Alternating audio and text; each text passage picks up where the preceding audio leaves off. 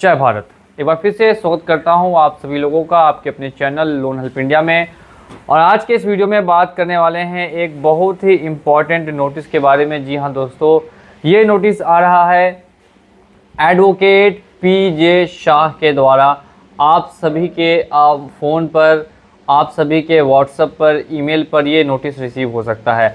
Advocate पीजे शाह, इसके द्वारा काफ़ी लोगों को नोटिस भेजा जा रहा है। पूरा नाम अगर बात करते हैं तो परशवा शाह करके कुछ इनका नाम है और ये सभी को नोटिस भेज रहे हैं। अगर ये नोटिस आपके पास भी रिसीव हो चुका है या फिर आने वाले समय में ये नोटिस आपको रिसीव हो सकता है, तो किस तरीके से इस नोटिस का आपको रिस्पॉन्स करना है, पूरा वीडियो में हम लोग डिकोड करने वाले हैं। तो ध्यान से एक एक पॉइंट को आप लोग सुनते रहिएगा। सबसे पहले बात करते हैं कि किन लोगों को आ सकते हैं।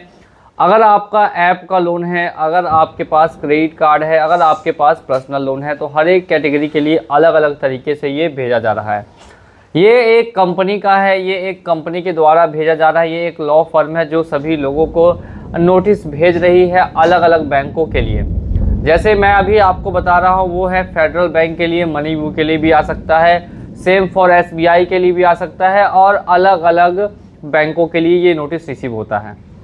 स्टार्टिंग से इसको डिकोड करते हैं। पैराग्राफ नंबर 1 से पैराग्राफ नंबर 10 तक हम लोग इसमें डिकोड करने वाले हैं कि क्या क्या इसमें आके मेंशन किया है।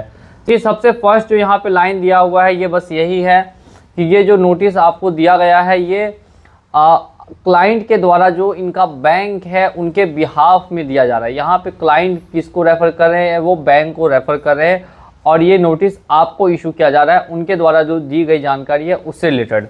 अब जानकारी क्या होने वाली है, तो जानकारी बस यही देगी सेकंड कंपनी में कि आपने किस कंपनी से अमाउंट लिया है और कितने रुपए का अमाउंट लिया है और वो आपने डिफ़ॉल्ट कर दिया। जो टर्म्स एंड कंडीशंस थे जो आपने साइन किए थे उस टर्म्स एंड कंडीशन के बेसिस पे आपने उसका रीपेमेंट नहीं किया। और अब इसके बाद जो थर्ड यहाँ पे दिया है उसमें लिखा है कि आपके जो है ईमेल एड्रेस पे, आपके फ़ोन नंबर पे और आपके बहुत बार कांटेक्ट करने की कोशिश की गई और रिमाइंडर्स भी भेजे गए, लेकिन इसके बावजूद भी कोई उनको पैसा वापस नहीं मिल पाया। तो ये जो पैसा वापस नहीं मिलने का यहाँ पे इन्होंने वर्ड यूज़ किया वो फ्रॉडुलेंट वर्ड यूज़ किया, यानी कि आपके द्वारा फ्रॉड किया गया है कंपनी के साथ। साफ साफ इसको इन्होंने मेंशन किया है।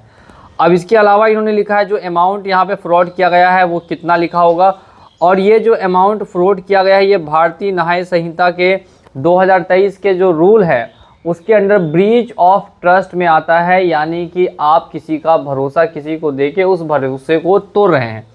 इसके अलावा जो सेक्शंस यहाँ पे लगाए गए हैं वो लगाए गए हैं नंबर 4 में और वो सेक्शन 316 और 318 है।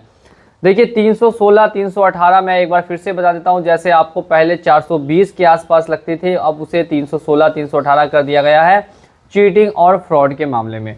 लेकिन क्या ये सच में लगेगा वो मैं आपको नेक्स्ट कुछ ही पॉइंट्स में बताने वाला हूँ, ध्यान से सुनते रहिएगा। नेक्स्ट यहाँ पे मेंशन किया गया है कि ट्रांस यूनियन, सिविल, RBI इन सभी को आपकी जानकारी दे दी गई है क्रेडिट इन्फॉर्मेशन के बारे में कि आप लगातार पेमेंट ड्यू कर रहे हैं और इस नोटिस को ट्रीट किया जाए। और इसके साथ साथ ही इस डिस्प्यूट को अगर आपने रिसॉल्व नहीं किया तो आपके साथ attachment of your asset, property, income, salary और sale of the property etcetera वगैरह हो सकता है। लास्ट में इन्होंने लिखा है कि आपको एक फुल अपॉर्चुनिटी दी जा रही है कि आप तुरंत ही पेमेंट करके इस लोन को क्लोज कर दें ताकि आगे चलकर आपको किसी तरीके की कॉम्प्लेक्सिटी वगैरह फेस नहीं करनी पड़ी। और जो अमाउंट है वो कितना रुपए आपको पे करना है और कितना दिन में पे करना है ये मेंशन किया गया है। नेक्स्ट यहाँ पे लिखा गया है कि दिस रिकवरी नोटिस, ये एक ऑफिशियल नोटिस आपको माना जाएगा जो बैंक के द्वारा है। और अगर इसके बाद भी आप पेमेंट नहीं कर पाते हैं तो फिर कोई भी आपके पास आगे चल के दूसरा कोई आपके पास ऑप्शन नहीं है, वो आगे बैंक जो है आपके ऊपर लीगल कर सकती है। ऐसा कुछ इन्होंने मेंशन किया है। और इसके अलावा इन्होंने कुछ नंबर और कुछ ईमेल आईडी वगैरह दिया जहाँ पे कि संपर्क किया जा सकता है। तो ये पूरी चीज़ें थी जो इसमें मेंशन की गई है। अब इसे हम लोग 1 बाय 1 करके समझते हैं।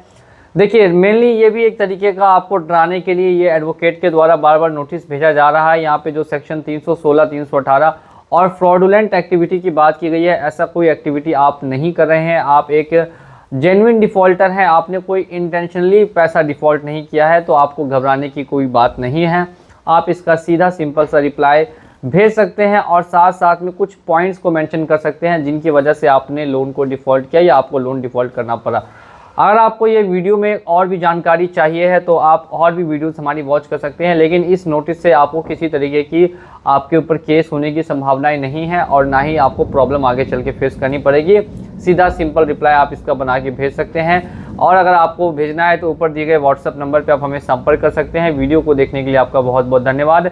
एक बार फिर से बता दूं, काफ़ी अलग अलग बैंकों के द्वारा ये नोटिस आपको रिसीव हो सकती है, तो आप अपनी तरफ से सावधान रहिएगा। अगर नोटिस मिल भी जाता है तो ये वीडियो अगर आपने देखा है तो आप बिल्कुल ही रिलैक्स कर सकते हैं। मिलेंगे अगली वीडियो में बहुत ही जल्द। जय हिंद, जय भारत।